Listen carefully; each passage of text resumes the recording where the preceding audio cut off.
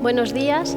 Retomamos este bloque de conferencias dedicado a los espacios masculinos de las casas museos con la conferencia de Carolina Miguel Arroyo. Carolina es directora del Museo Nacional del Romanticismo, es licenciada en Historia del Arte y en Historia y Ciencias de la Música por la Universidad de Salamanca y máster en Métodos y Técnicas Avanzadas de Investigación en Historia del Arte por la Universidad Nacional de Educación a Distancia. Ingresó en el Cuerpo Facultativo de Conservadores de Museos en el año 2009 y desde 2010 trabaja en el Museo Nacional del Romanticismo, donde fue hasta su actual nombramiento como directora responsable del Departamento de Colecciones, donde dirigió y coordinó las labores de documentación. Asimismo, ha sido responsable de las colecciones de pintura, dibujo, miniatura y fotografía. Ha coordinado diversos proyectos de catalogación y digitalización de fondos museográficos, ha impartido conferencias y cursos dentro del ámbito de su especialidad y es autora de diversos estudios artísticos especialmente relacionados con el romanticismo. Además, ha comisariado exposiciones, ha realizado proyectos en la Biblioteca Nacional, el Museo Cerralbo y el Museo Nacional del Romanticismo. En esta institución tuvo lugar su última exposición, preciosa por cierto, Teje el cabello, una historia, el peinado en el romanticismo, cuyo catálogo, que acaba de ser publicado recientemente, es fruto de una investigación hasta entonces inédita en nuestro país. Hoy está aquí para hablarnos de la representación de lo masculino en el Museo Nacional del Romanticismo. Cuando quieras. Hola, buenos días. Buenos días a todas y a todos. Muchas gracias, Verónica, por la presentación y a Lilian Cuesta por organizar estas jornadas y por ser el alma que nos ha reunido aquí en torno a cuestiones de casas museo, género y clase. También muchas gracias al Museo Nacional de Cerámica y a su director, Jaume Coll, por lo mismo, por ser el anfitrión perfecto para estas mesas que yo creo que van a generar luego muchas sinergias entre las instituciones y, por supuesto, gracias también a la Subdirección General de Museos Estatales y a la Universidad de Valencia, que, como decía Enrique, nos ha cedido un espacio más que apabullante. Cuando hace unos meses Lilian nos hizo la propuesta de este congreso, desde el museo lo que le dijimos era que podíamos tanto hablar desde la parte de la perspectiva de género femenina como la parte masculina. Por razones que a nadie se le escaparán, las que más trabajamos en nuestro día a día tienen que ver con la mujer. Las cuestiones de género ligadas a lo femenino son para nosotros una de las líneas estratégicas y de trabajo constantes.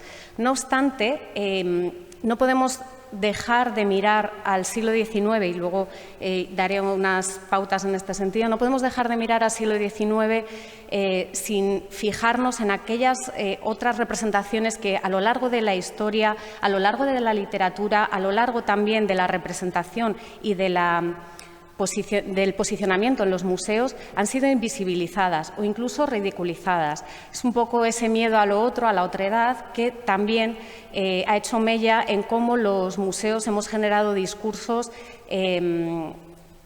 invisibilizando cuestiones que aquí se han puesto ya sobre la mesa, no solo de género, también de clase, por lo que estas revisiones son muy interesantes a la hora de abordar las tareas dentro de las instituciones y somos responsables precisamente de darles este valor.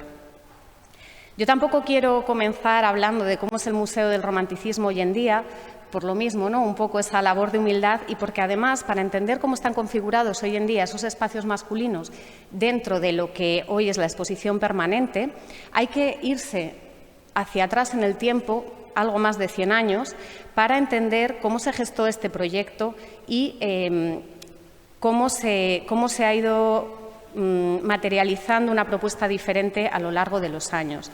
Traigo aquí al que fue el fundador del museo, Benigno de la Vega Inclán y Flaquer, segundo marqués de la Vega Inclán, y que ya ha salido en las ponencias anteriores, tanto de mis compañeras Carmen y Cecilia del Museo Cerralbo, como de Enrique Varela del Museo Sorolla. Porque el fundador de este museo era un miembro de esa élite social y cultural, de esa aristocracia madrileña, aunque él es nacido en Valladolid, pero emigra a Madrid y forma parte de esa aristocracia que además también muy ligados con lo que es la institución de libre enseñanza y unos principios de puesta en valor del patrimonio patrio, del patrimonio español, de la pintura española, de las edificaciones españolas, van a hacer una serie de cuestiones juntos. Veíamos antes en la ponencia de Enrique la fotografía del patronato del Museo del Greco, que es precisamente la primera intervención museográfica que va a hacer Benigno de la Vega Inclán. Él va a ceder una serie de pinturas del Greco y también va a ser el impulsor de que se compren diferentes inmuebles en Toledo para albergar esa casa-museo. Su segunda incursión en este mundo de las casas-museos será la Casa Museo Cervantes en Valladolid y luego tiene este tercer proyecto, que es el Museo Romántico, que, como diré, aunque siempre se ha hablado de él como que nace como una casa-museo, yo es algo que pongo un poco en duda y lo iré desgranando a continuación.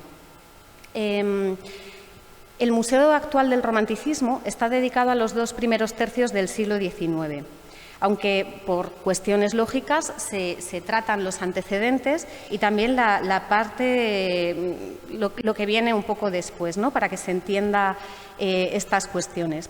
Pero cuando el marqués de la Vega Inclán hace una primera donación al Estado en 1920 de un grupo de pinturas, que en ese momento se van a alojar además en ese Museo del Greco porque no tenían una sede donde albergarlas, tiene otra concepción distinta. Y esa concepción ya se materializa en una breve exposición que se llamó 3 salas para el Museo Romántico y que tuvo lugar en 1921 en la Sociedad Española de Amigos del Arte. Esta sociedad en ese momento tenía su sede en lo que hoy es el edificio de la Biblioteca Nacional, la parte baja de ese edificio. Bueno, pues ahí propuso esta propuesta, discúlpenme las palabras, hizo esta propuesta de un museo con una serie de pinturas que él mismo decía, y como también quienes versaron ese primer catálogo, quizá no eran las más representativas ni las mejores del siglo XIX, pero sí podían contar muy bien una historia.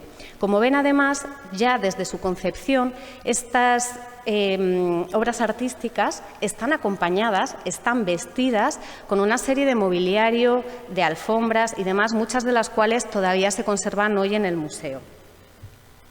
Y quiero decir que no tenía esa concepción de casa-museo de la que siempre se habla, ¿no?, de que él hizo 3 casas-museo, porque si leemos este primer catálogo de las 3 salas del Museo Romántico y lo que fue su primera guía, ya una vez que el museo se instaura en 1924, aunque ya me estoy adelantando un poco, cito textual: este museo nace para la espiritual contemplación de 3 momentos de grandes virtudes cívicas y militares en la cuestión histórica de la francesada, de la Primera Guerra Civil y de la de África. Está hablando entonces que quiere poner en valor 3 hitos históricos que además son muy influyentes también y muy representativos para lo que es el concepto de nación que hay en ese momento. En ese periodo, además de entreguerras, tengamos en cuenta, y está poniendo en valor la parte hispánica de la guerra contra la francesada, que dice que no es otra que la guerra de la independencia en 1808 contra los franceses, la Primera Guerra Civil, que no es otra que la Primera Guerra Carlista, y hemos visto como el Marqués de Cerralbo era además un apoyo fundamental para esa causa, y la Guerra de África, que tiene lugar en 1860 y que también tiene unos componentes de historia patria muy importantes. Es decir, esta primera propuesta que él hace tanto en estas 3 primeras salas como la que luego se va a llevar a cabo en el museo dista muchísimo de lo que es una casa-museo al uso, pero hay que tener en cuenta que sí que está ya presente un amoblamiento porque lo que quiere es hacer una idea de vocación que iremos viendo y desgranando. Además, se dice en esta primera propuesta que hay que recrear un espacio que va a tener todo esto para que la gente lo comprenda, necesita tener un carácter popular. Volvemos aquí un poco a las cuestiones de la institución de libre enseñanza, esas cuestiones pedagógicas que además están un poco sobre la mesa, y a estas propuestas que hace la Sociedad Española de Amigos del Arte en lo que es la refrenda del arte español. Pero sí que quería un poco que todo esto reflejara lo que es una vida burguesa y aristocrática, pero sin perder ese cariz eminentemente popular. Sí que empieza a hacer con sus amigos, ya hemos dicho que pertenece a esa élite aristocrática e intelectual, comienza a hacer una labor de buscar una sede para ese futuro museo romántico. En realidad, él no quiere la sede en la que está albergado hoy el museo. Él lo que quiere es que se hospede en un edificio muy singular, que quienes sean de Madrid lo conocerán, es el Real Hospicio de San Fernando, del arquitecto Rivera, y que alberga actualmente el Museo de Historia de Madrid. Tanto quiere este enclave que pide a uno de sus amigos, que no es otro que Ortega y Gasset, que escriba un pequeño panfleto en favor de esta ubicación. Ortega y Gasset escribe un breve ensayo que es maravilloso, que se llama Para un museo romántico y que tienen aquí en pantalla. Lo escribe en 1922 y ya hace un poco una serie también de puesta en negro sobre blanco de lo que van a ser esos valores del romanticismo. Primero dice que este lugar debe ubicarse en Madrid, en algún edificio a quien en la cara se conozca claramente la oriundez madrileña. Y esto está marcando también un punto de partida, porque no es lo mismo hablar del romanticismo tal y como lo quería contar, o del periodo romántico tal como lo querían contar Vega Inclán, no es lo mismo contarlo desde Madrid que contarlo desde Cataluña, por ejemplo, que contarlo desde Andalucía. Hay que tener en cuenta que lo que se va a hacer aquí es una propuesta, en principio, muy madrileña, y eso va, además, a tener una carga bastante grande en cómo se van a exponer determinadas cuestiones. Pero, además, dice Ortega y Gasset: no creo que exista placer más denso y elevado que este de olfatear la vida que fue. Por mucho que una obra de arte nos haga gozar, siempre será ella un objeto material o ideal, no ser el viviente mismo, en su inagotable integridad. Ya están aquí poniendo una serie de cuestiones que luego han sido las que se han usado para hablar del museo romántico como un museo, una casa museo, porque él habla de que los museos han de ser un museo de vida, y lo justifica así. Todo esto es, decimos, de una época, y una época es, ante todo, señores, un cierto pulso vital. Como decía, el primer museo del romanticismo no se va a ubicar en ese Real Hospicio, sino en el Palacio de Matallana, que está muy cerquita, entre las calles San Mateo y la calle Beneficencia. Es un palacete aristocrático que había sido construido a finales del siglo XVIII por Manuel Rodríguez para la familia Matallana, que apenas está unos poquitos años porque ya a finales de ese mismo siglo lo vende a los condes de la Puebla del Maestre, que van a ser los que ubiquen en la fachada principal el escudo de armas que puede verse hoy en la actualidad. Esta familia, a principios del siglo XX, coge todas sus pertenencias, vacía el edificio y se las lleva. De tal manera que lo que queda va a ser un edificio que ponen en alquiler, pero absolutamente sin ningún tipo de pertenencia, ni siquiera las lámparas. A partir de ahí tiene una historia de alquileres, lo alquila, por ejemplo, la editorial Calpe, también se aloja en un momento dado el Museo del Teatro y, además, para más INRI, sufre un incendio. Decían antes que cuando este tipo de edificios cambian de uso, una de las primeras partes que se pierde es precisamente la de servicios. Imagínese cuando además se va a alquilar con este tipo de necesidades, digamos, económicas, industriales y sufre además un incendio, con lo cual podemos decir que lo que se van a encontrar en los años 20 es un cascarón vacío. No tiene la decoración original, no tiene tampoco ya la distribución original y por ese camino se han perdido muchísimas documentaciones que hoy en día nos serían de gran valor para saber cómo era en aquel momento. ¿Por qué el marqués de la Vega Inclán elige finalmente este edificio y no cualquier otro? Porque él ya lo había alquilado, fue uno de esos rentistas que en 1920 había instalado ahí la Comisaría Regia de Turismo. Él fue nombrado comisario regio de Turismo por Alfonso XIII y justo sus dependencias estaban aquí en este edificio, por lo que finalmente decide, una vez que el Estado no le compra ese otro edificio, decide instalarlo aquí.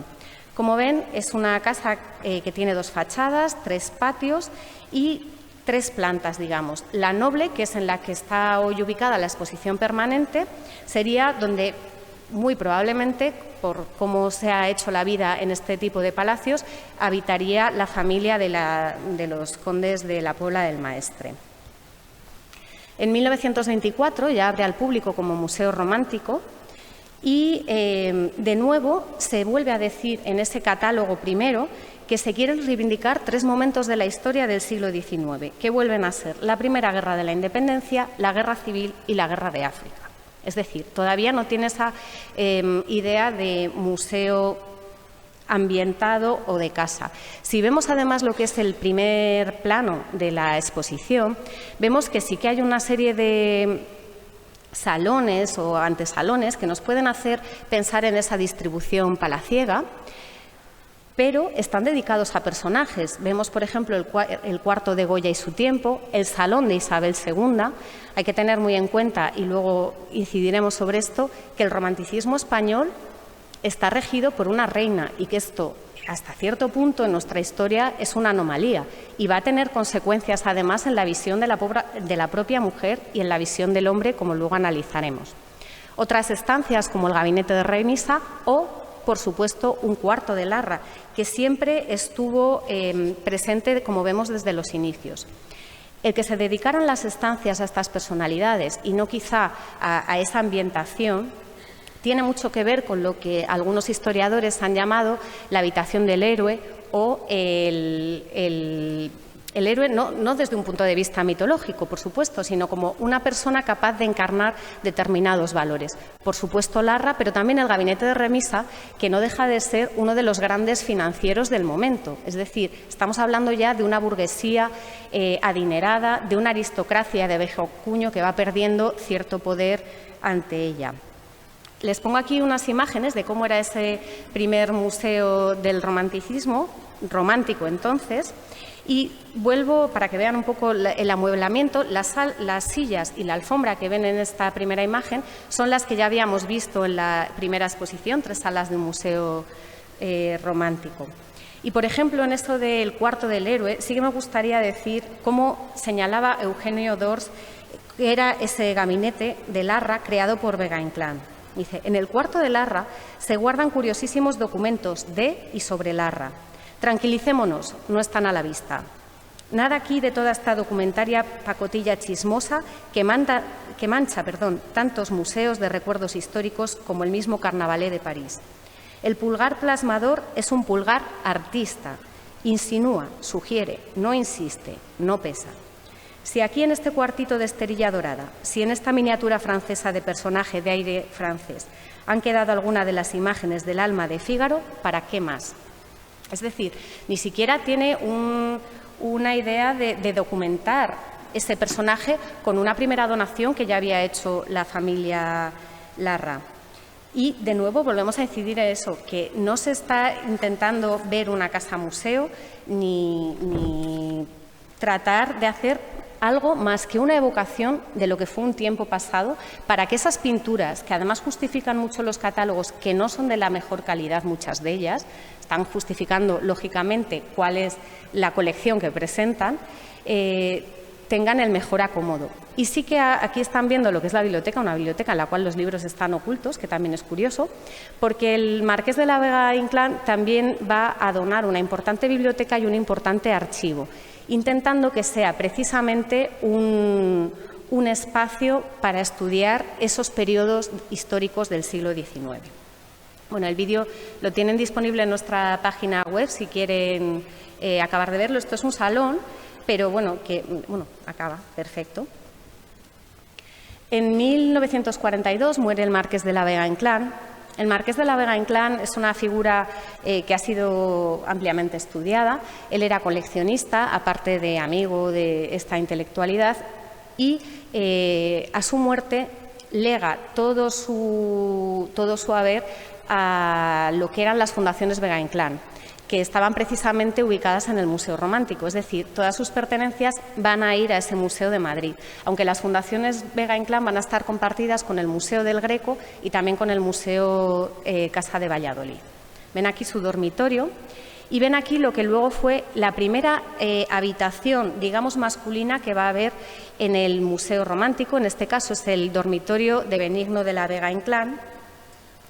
que, como diría Elena Gómez Moreno más tarde, estaba evitando ver ese desorden de un cuarto de solterón, y lo dice así, lo cita así, sino que lo que quiere es que estén los objetos del marqués bien identificados. En estas primeras estancias masculinas del museo también se va a poner el despacho de Benigno de la Vega Inclán.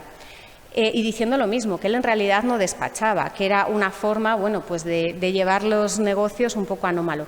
Vienen a decir, en realidad, que lo que están haciendo es recuperar un poco la memoria del fundador y que estos dos espacios masculinos, aunque la gente cuando los viera los puede entender dentro del recorrido, no son de la misma época que el resto de las estancias que está viendo el público, lo cual podría llevar a cierta equivocación. Les pongo aquí también un vídeo que salió en El Nodo el 23 de mayo de 1949. No sé si está funcionando. No sé si está funcionando el vídeo anterior. ¿Sí estaba? Creo que no. ¿Perdón? A ver, disculpen los directos. Bueno, pues este vídeo del Nodo muestra un poco cómo eran esas estancias en el 1949 y también muestra, luego adelantaré un poco, cómo van a ser vistas esta sociedad romántica. Y como vamos a ver en estas salas, poco a poco ya ese museo se va llenando de vida, aunque las estancias todavía van a estar dedicadas a determinados personajes, siempre Larra, siempre Isabel II, se van metiendo otros personajes importantes como protagonistas de esas salas, como puedan ser Prim. Ya empieza a configurarse como lo que podemos conocer hoy, que es un museo de ambiente. Dice la guía de 1950, que se escribe poquito después de este momento, y que ya la escribe con esa visión de casa. El simple hecho de entrar en este museo, que no tiene empaque de tal, sino que sigue pareciendo una casa particular, es un reposo y una pura delicia para el ajetreado vecino del moderno Madrid, desde el zaguán despejado que comunica con un patio donde el agua de una fuente canta entre románticas enredaderas. Y va siguiendo. Se editó en esos años esta guía que les traigo, que es muy curiosa porque aunque aquí va describiendo algunas de las salas, ya va incidiendo de nuevo en esa cuestión de casa. Como citaba, este es un pasaje de aquí, y sobre todo, y va a ser una constante ya de lo que van a ser los montajes museográficos en este museo a partir de entonces, el que sea una casa vivida. Y lo citan así. Alguien, Dios mío, acaba de salir. Tal vez estuvo aquí, en esa silla con bordados filipinos del 18 que parece movida de su sitio. Quizá, arrancando del arpa en el salón de baile, una sola nota que necesitaba su corazón. Sí, son en las frecuentes visitas al museo cuando iréis descubriendo su alma, cuando iréis captando su respiración o el paso de alguien invisible que mueve una cortina, ¿no? Ya están intentando hacer esa visibilización de los espacios como una casa, como un espacio vivido, que no es exactamente ese museo de vida que ya había dicho Eugenio d'Ors, pero que ya empieza a estar en la línea. Voy a adelantar un poco el vídeo para que vean, a ver, sí, ya llega este momento, porque también es muy curioso ver que, bueno, tocan todos los muebles, por favor, después de los momentos que estamos pasando en la actualidad, no se les ocurra. Han pasado 70 años de estos vídeos y, bueno, efectivamente ahora tenemos otra manera. Ella, en un momento dado, en este viaje al siglo XIX, tiene una ensoñación romántica y aparece bordando. Nos están ya diciendo cómo van a ser los roles de género tal y como los estamos viendo en el siglo XIX, o sea, en el siglo XX, pero cómo estamos leyendo esa parte. Ella se levanta de bordar, recoge muy primorosamente toda la labor y se acerca a la ventana. Hay que ver bien qué pasa por la calle. Ven aquí cómo era el jardín también en los años 40. Y se acerca al despacho donde, por supuesto, está su marido, entregado realmente a la parte intelectual, a la parte de gobierno, a la parte económica de la familia. Voy a pasar ya a lo que queda de vídeo, les invito a verlo. Sin hacerles mucho spoiler, acaba con un baile romántico en el salón que les invito también a ver. Bueno, pues esta es un poco la concepción que se tenía en aquel momento de cómo eran. Es curioso porque este despacho todavía muestra los muebles del Marqués de la Vega-Inclán, no está mostrando todavía mobiliario del siglo XIX como tal. Y después de distintas rehabilitaciones en las que ya se van a ir incorporando cada vez mayor número de salas, pasamos al último montaje. Me voy a pasar por el medio una parte en la que se suman algunas salas, al nuevo montaje que se presenta en 2009 y que viene de un proyecto museográfico elaborado desde los tempranos años 2000, incluso desde antes, desde 1996-98, elaborado por Begoña Torres, y en el que además justifica que una de las primeras cuestiones por las que quiere acometer este nuevo montaje es porque no existen estancias masculinas como tal.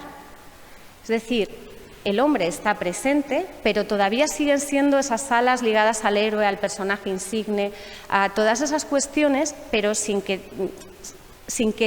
el recorrido realmente dé lugar a lo que pueda ser una visita que nos haga pensar en una casa.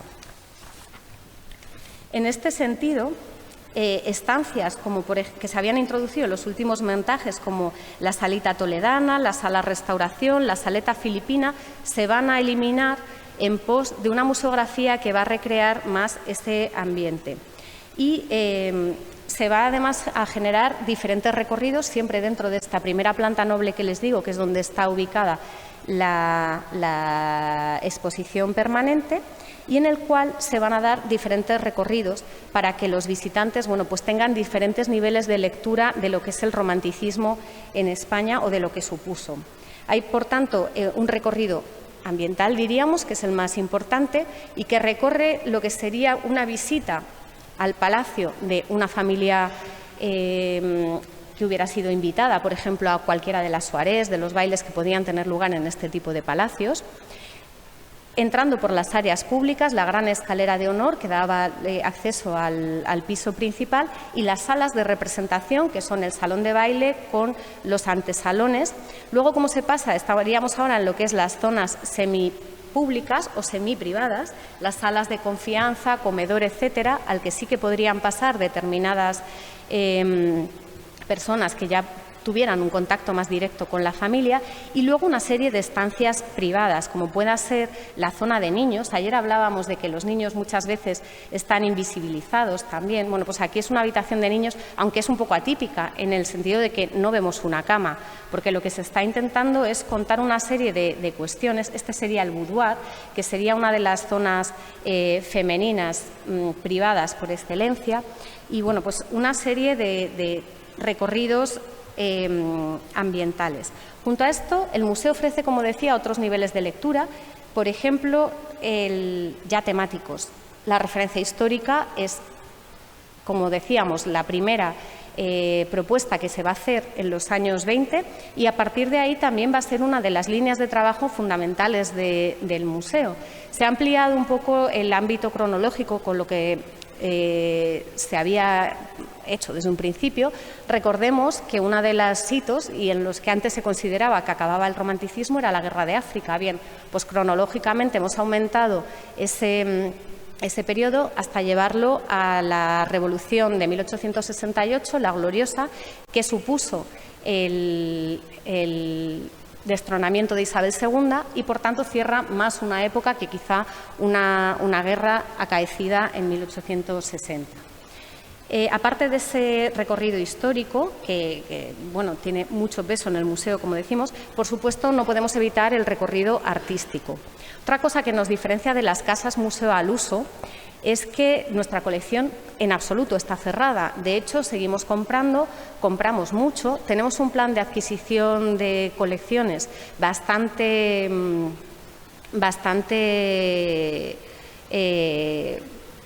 vivo que vamos renovando y que ahora justamente estamos en fase de redacción porque ya hemos podido completar algunas de las lagunas.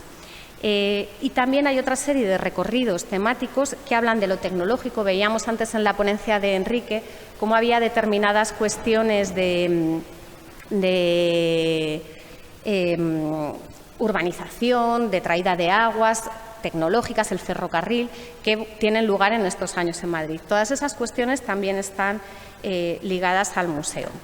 Decía Soledad Pérez Mateo en su tesis que normalmente en los museos, en las casas museo, los espacios femeninos ocupan bastante menos que los espacios masculinos. Esta es la propuesta actual, aunque haya algún cambio. Como verán, la parte que está en anaranjado es la parte dedicada al mundo femenino y su universo, que también entra un poco en el mundo de lo infantil, y las que están en verde serían los espacios que hoy ocupan estancias de ámbito masculino. Es decir, que es muy comparativamente ahora tiene más presencia lo masculino. Y esto tiene mucho que ver porque como es un museo de recreación de ambientes, las fuentes en las que manejamos y en las que nos basamos tienen que reflejar un poco cómo se veía todo aquello en la época. No es cuestión de que inventemos una realidad que nunca existió o un planteamiento. Ya decíamos los problemas que tenemos de no conocer cómo era el edificio ni de no mantener la decoración original. Por lo menos que la visión que le demos tanto a las estancias como a los contenidos sí que tenga una base tanto en la literatura como en la documentación, la labor de archivo. Y en este sentido quería leerles un poco unas pinceladas de la obra El ángel del hogar, que es como muchas veces se ha denominado a la mujer en el ámbito de la domesticidad, que es una obra además escrita por una mujer y que recoge voces de otras mujeres. Lo escribió Pilar Sinués de Marco y se publicó en 1862. Dice, en Francia e Inglaterra se educa a la mujer para los negocios y para el comercio. En España, la que se educa lo es para la casa. Se acaba de volver a publicar un libro que se titula Madrid hace 50 años a ojos de un diplomático extranjero, que es de Madame Calderón de la Barca. También un poco decía Enrique lo de señora de, esposa de. Bueno, pues Madame Calderón de la Barca. Ella en realidad no finge ser un diplomático en esta novela de costumbres, podríamos decir, que está recogiendo los momentos previos a la Revolución de 1854, pero ella es extranjera y pone en boca de este diplomático qué pena a las mujeres españolas que no se las ha instruido para pintar, para leer, para escribir, como sí que se hace en otros países, porque esa mujer, ese diplomático, está reconociendo en las mujeres españolas una gran valía, una gran sensibilidad, pero sí que dice que frente a lo que, por ejemplo, había sido la propia educación de la escritora, en España esa parte se les negaba muy completamente. Y estamos hablando de que esto es un museo de una clase elitista, aristocrática, elevada. Imagínense si esa es la mirada de la mujer en ese ámbito, ¿cómo no será en otros ámbitos más desfavorecidos? Continúa diciendo el ángel del hogar, que esto también es muy curioso, que la mujer se casa para tener libertad, posición y riqueza. Y luego dice, ocúpese la mujer en amar a su esposo y a sus hijos y en embellecer su casa. Ocúpese el hombre en los negocios y en el estudio, que es su misión, de aquí el título de mi ponencia. Y luego dice, olvidad, pobres mujeres, vuestros sueños de libertad y emancipación. Ojo, que acababa de decir que el matrimonio era el que ofrecía la libertad. O sea, aquí hay una paradoja bastante grande. Luego dice que esas teorías sobre libertad y emancipación son teorías de cabezas enfermas que jamás se podrán practicar, porque la mujer ha nacido para ser amparada y protegida por el hombre. Y vemos cómo es la representación del siglo XIX y muchas de las imágenes, volvemos aquí a lo de y esposa. Una de las cuestiones que queremos trabajar en el museo es rescatar esos nombres. Lo que pasa es que nuestros fondos son más de 18.000, es difícil poner nombres a todas esas mujeres que aparecen escondidas detrás de su marido o como el vídeo en el que les he puesto también la mujer que va a ver cómo está trabajando su marido. Bueno, pues esta es un poco la posición de la mujer en los años del romanticismo y un poco la que refleja estas cuestiones. El boudoir, me gusta mucho la tesis de de Soledad Pérez, porque hace una analogía de lo que supone el boudoir para la mujer y el fumador para el hombre. Esta sería una alcoba femenina. El museo, y quiero hacer aquí un inciso, el Museo del Romanticismo presenta dos estancias diferenciadas de dormitorio, un dormitorio femenino y un dormitorio masculino. No nos puede llevar esto a pensar que es que los matrimonios dormían separados, sino que se ha pretendido con estas dos musealizaciones, digamos, mostrar según cada una de las estancias las diferentes cuestiones que están asociadas a cada género, a esa construcción de género concreta.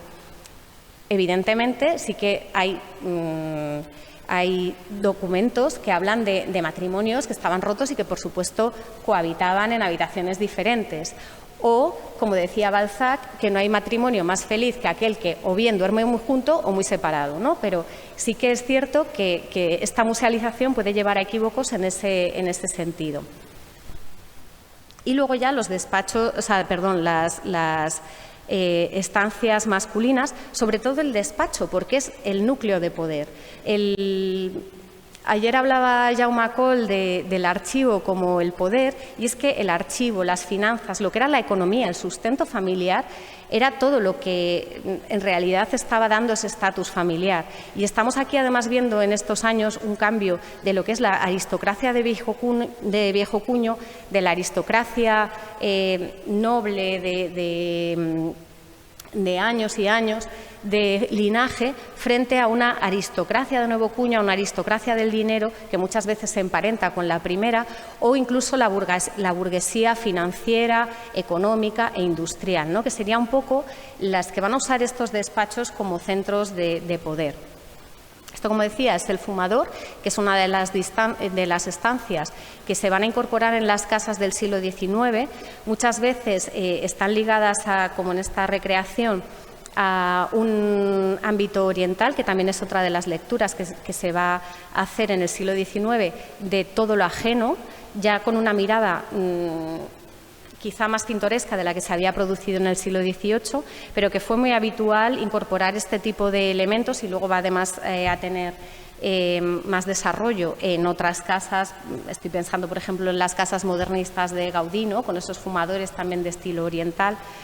De nuevo, tenemos que pensar que los espacios de sociabilización masculinos frente a los femeninos, como pueda ser el boudoir, van a ser centros donde se va a generar negocios, poder, es decir, son centros que no solamente son para el descanso de los hombres después de una cena, cuando se separan y por sexo se segregan en lo que es la casa, sino que además es que en muchas de estas estancias se van a seguir haciendo negocios y tienen una importancia mucho más allá de lo que es el mero descanso. La sala de billar, que hablaban antes también en el Cerralbo, ¿no? de esos espacios de socialización masculina, que aquí es curioso porque está además ambientado con retratos que nos permiten ver la evolución de la retratística femenina en el romanticismo. O el gabinete de Larra, que, como vemos, era una de las únicas estancias que sigue desde el siglo pasado, desde esos 100 años que vamos a cumplir en el 24 como institución estable. Está además aquí, quiero decir, porque están en esta sala dos obras que donó el Marqués de Cerralbo, las sátiras del suicidio romántico, y que tienen también mucho que ver con esa imaginería. Ahora tenemos expuestas las cartas de donación que hizo, en el que se excusa al donar a Vega Inclán estas obras. Dicen, no vayas a pensar que soy yo proclive a estas cuestiones del suicidio y demás, ¿no? Como con ese miedo de, bueno, que sepa que son asuntos románticos, pero no estoy yo de acuerdo con aquellos. Y en estas estancias masculinas sí que estamos intentando, desde esa revisión de género, mostrar también esa mujer escondida en la casa. Y aquí ven, precisamente protagonizando el cuadro del fondo, a Josefa López, que es la mujer del pintor. El pintor de ese cuadro es Gutiérrez de la Vega, que es el que ha retratado a Larra en ese retrato que tienen a la derecha, en la pared junto a la cortina, y que en ese gran cuadro, gran formato, el pintor le está rindiendo un homenaje a su mujer, que aparece machacando los pigmentos con los que está pintando precisamente ese retrato de Larra que pueden ver al fondo del del cuadro. Bueno, pues son estas pequeñas visibilizaciones del trabajo femenino con las que estamos trabajando. O una sala dedicada a los literatos y artistas, pero en la cual también empezamos a visibilizar el papel de la mujer.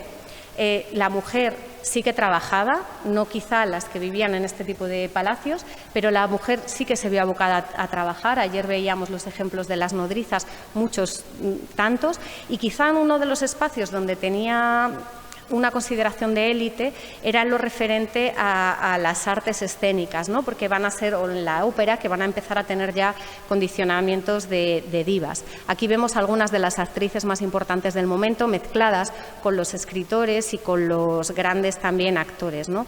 Como por ejemplo Teodora Lamadrid o su hermana Bárbara Lamadrid. O el gabinete, que sería también uno de esos espacios masculinos para el descanso, pero en el cual también hemos querido poner obras que pongan de relieve la creación femenina. Vemos aquí, por ejemplo, un cuadro de Espalter, Joaquina Serrano, en el estudio del pintor, que muestra además cómo se está pintando un cuadro que está expuesto en el Museo del Prado. Y, por supuesto, el dormitorio, que sería ese ambiente más privado y en el que hemos, si se fijan, en los cuadros que lo acompañan, hemos tratado de visibilizar aquí las distintas sensibilidades masculinas. Porque si la mujer tenía un espacio de ángel del hogar y se entendía que no había más mujer que la que se casaba y vivía en ese ámbito familiar, aunque efectivamente eso era una invisibilización de otros tantos modelos de mujeres, también a los hombres les sucedía lo mismo. Y es importante rescatar esos silencios. Por ejemplo, el hombre como padre de familia. Siempre se decía que, y hemos leído algún ejemplo, que era la mujer la que se tenía que ocupar de la crianza y de los hijos. De hecho, algunas de las novelas o de las documentaciones del siglo XIX hablan de que el padre no tiene por qué estar con los hijos, no hay una relación de afectividad paternal. Sí que la hay maternal, obviamente, pero muchos no entienden que la parte paternal también sea importante en esa crianza de niños. Bueno, pues hemos introducido esta miniatura que yo creo que justo está pendiente de dos de sus hijos, ¿no? Como parte integrante de esa familia. O luego ya otras sensibilidades que transgreden lo que era la norma.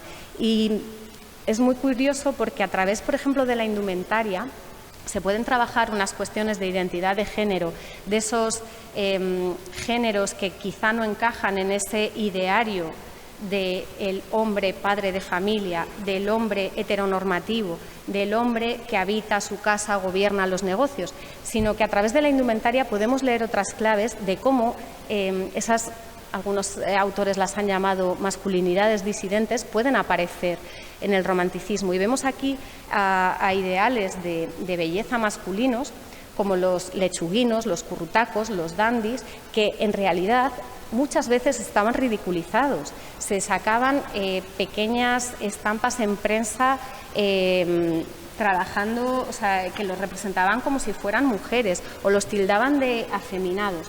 Y os voy a leer una de las definiciones de afeminado de la época para que nos demos cuenta lo cruel que eran aquellas definiciones.